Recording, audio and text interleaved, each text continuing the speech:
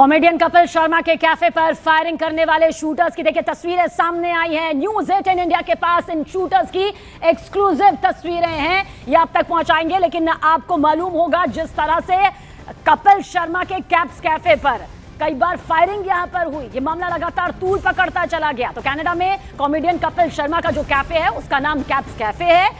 दो शूटर्स ने तीन बार इस कैफे पर देखिए फायरिंग की, और जब ये फायरिंग यहां पर की गई तो तस्वीर भी सामने आई। मास्टरमाइंड सीपू, इसकी तस्वीर, इन शूटर्स को एक्सक्लूसिव तस्वीरें देखिए जो है वो आपके सामने हम दिखाएंगे भी। दो शूटर शेरी और दिलजोत रेहल ने 3 बार कपिल शर्मा के कैप्स कैफे पर फायरिंग की, और फायरिंग मामले में मास्टरमाइंड ये था गैंगस्टर सीपू, जिसके इशारे पर इन दोनों शूटरों ने कपिल शर्मा के कैप्स कैफे पर ताबड़तोड़ फायरिंग की थी।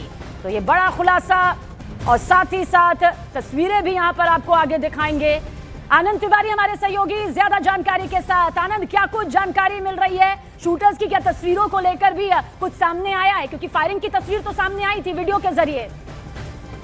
देखिए सबीना, ये जो 3 तस्वीरें चल रही हैं यही तीनों मास्टरमाइंड है जिन्होंने की कपिल शर्मा के कैफे पे फायरिंग की और फायरिंग करवाई। ये जो दोनों शूटर्स की तस्वीरें देख रहे हैं, जिसमें एक का नाम शेरी और एक का नाम दिलजोत रेहाल है, तीनों बार जो कपिल शर्मा के कनाडा स्थित कैफे फायरिंग हुई थी, तीनों फायरिंग में ये दोनों शूटर जो शामिल थे। और एक सिप्पा नाम का एक गैंगस्टर है जो इस वक्त कनाडा में मौजूद है, जिसके तार पाकिस्तान ISI से बताए जाते हैं। उसके इशारे पर ये फायरिंग कराई गई थी। पहली बार ये तस्वीरें जो हैं वो जांच एजेंसी, सुरक्षा एजेंसियों के हाथ लगी हैं। अभी इन तीनों जो वांटेड हैं इनकी तलाश में न केवल कनाडा पुलिस, कनाडा सरकार, इसके अलावा सेंट्रल एजेंसियां भी जो है वो सरगर्मी से जुटी हुई हैं। ये गोल्डी डिल्लो जो लॉरेन बिश्नोई गैंग का एक एसोसिएट है, गैंगस्टर है जो यूरोप में बताया जाता है, उसके साथ ये लगातार संपर्क में थे। तो ये तस्वीरें पहली बार सामने आई हैं जब ये जो शूटर्स हैं ये तस्वीरों में नजर आ रहे हैं कि किस तरह से इन्होंने ही जो है वो फायरिंग कराई थी। और जो बंधु मान, जिसको कि पंजाब से गिरफ्तार किया गया था, उसने भी इन दोनों शूटर्स के नाम का खुलासा किया था, और ये मास्टरमाइंड सीपा है इसके नाम का।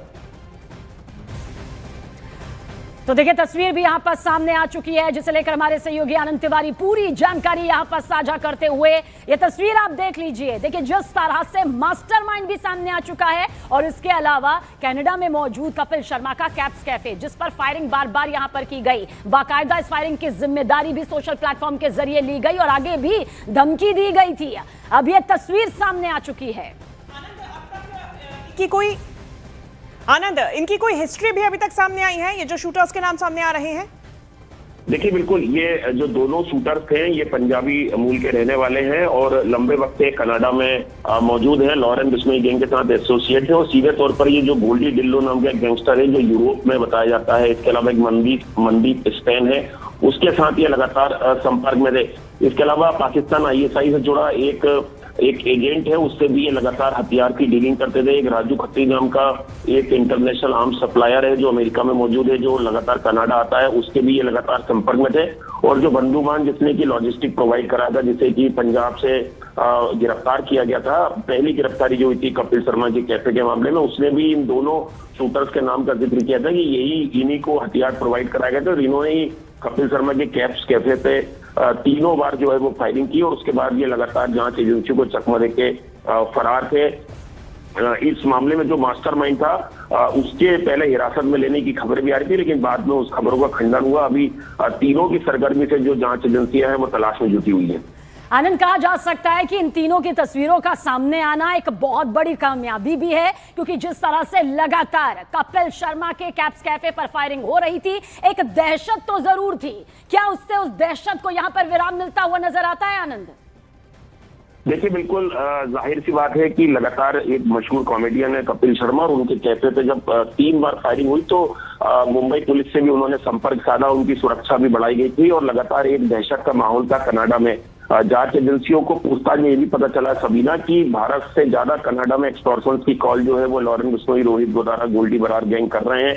वहां पर जो कबड्डी लीग्स होती है उनको भी टारगेट किया गया है। इसके अलावा जो कबड्डी प्लेयर्स हैं उनको भी जो गैंग है वो हायर कर रहे हैं। पंजाब में कई कबड्डी प्लेयरों की हत्या भी जो है हाल के दिनों में हुई है, जिनके जो गैंगस्टरों के निशाने पे थे।